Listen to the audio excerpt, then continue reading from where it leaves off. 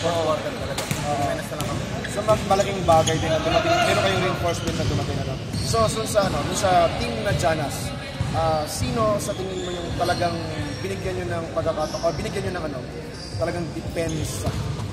Depensang Marino. Depensang Marino. Sa team mo na ito ang kailangan natin depensahan, kung bigyan natin ng kailangan Actually, tatlo sila yung tatlo. Okay. Si Wala. Okay. Saka si Ulep at saka yung player ko Si Ulep. Si Bayran. Bayran. Si Ulep talagang meron siyang hang time talaga. Alam naman na nila yung laro ni Bayran. Kasi Oo, dati. hindi yan, laro. Yes, ibang liga pala. So, dahil nga sa pagkakataon na to na nagkaroon kayo, nasungkit nyo yung panalo ni Janis, meron pa ba kayong ibang team na napipisil na talagang sa tingin nyo ay may pressure? Yung team ng kaibigan ko, Revelation. Si Talents, Team ni Talents. Team ni Talents pala. Oo, yun ang... Actually, malalakas din yung mga, nakita ko yung mga team malalakas sila. Malalakas. Yes.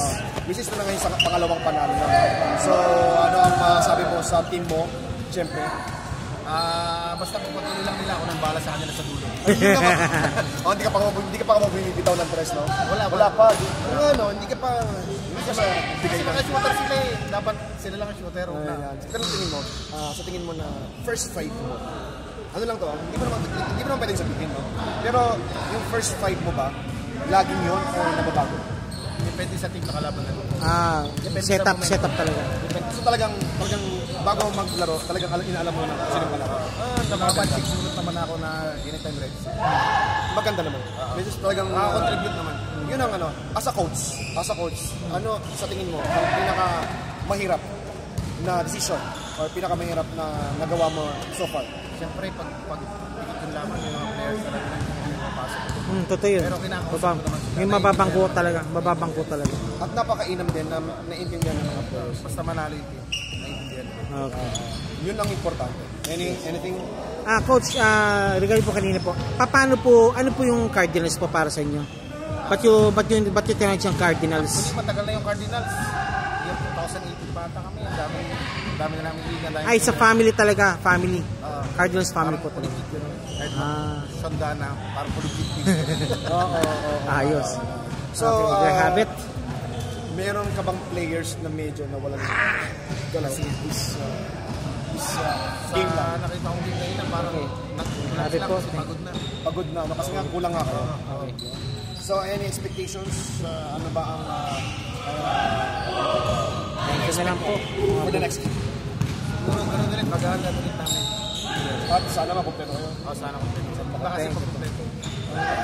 Okay, so message mo. Lagi naman namin yung sinasabi sa lahat ng players na message sa PSPQ. And of course, shout out mo. Family. Gusto i-promote. Gusto pasalamatan. Shoutout sa tatlong anak ko sa Batangas. Batangas. Si Bingasayos, Point Ariel, tsaka si Kitan. Uwa ko naman, ang ganda ng pangalan. Oo, ang ganda ng Siyempre, pangalan. mga area trainer. Oo nga. Royal Blood yung daddy. Mga king nga pala. Okay. Mga king nga dyan siya. Okay? So, promote. Sa ngayon, wala pa. Ay, yung mga nag-a-apply. Ayun. Trabaho. Send na kayo na CV sa akin. Tulong ko kayo. Alright, so saan nila send yung CV? Sa number ko lang sa WhatsApp. So sa WhatsApp lang. So ipa-flash lang natin yung WhatsApp number niya sa lahat po ng gusto mag-apply. Ano ba yung usually? Basta F&B. Food and beverages. beverage. Legal lang. ID. Gato. Of course. Kailangan yun eh. Hindi pwedeng Hindi yung runaway ha. napakahirap mag-handle ng runaway. So, Sige final message sa team and sa lahat. So yun lang. Kulo sa inyo lahat. Kumaison. Ikat. Umubo ng PSDQ. Thank you po. Power. Kita sa next game. Thank you. And play Safe. God.